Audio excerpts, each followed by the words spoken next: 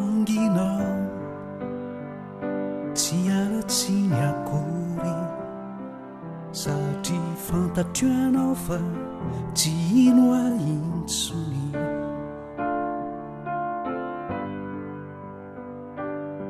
impirimpiry moao no mifonaminao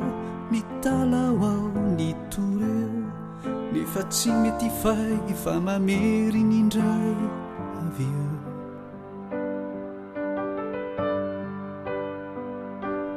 ka tsy omeko tsy ny anao rande ny fandeferanao efa be diabe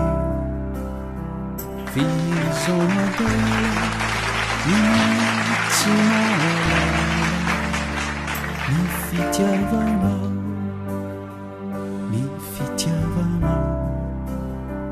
kazamanao na mieritreritra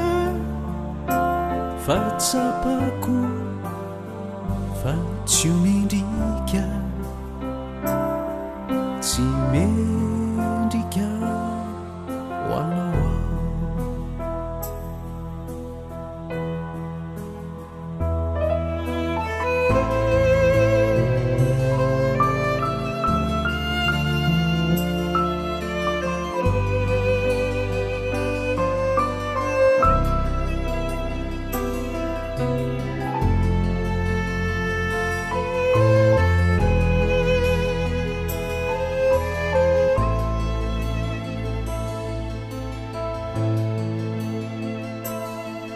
zay vita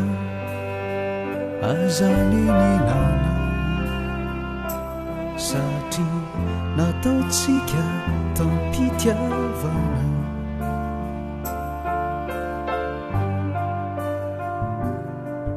efa nizakanao nanao zay azo natao amonjeny ilay fity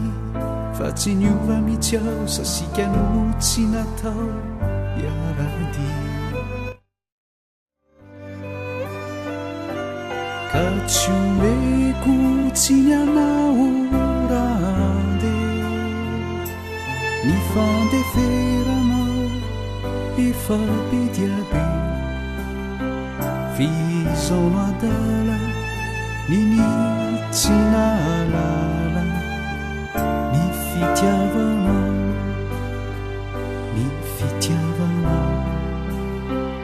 kazamanao na mieritreritra fa tsapako fa tsy omendrika tsy mendrika hoanao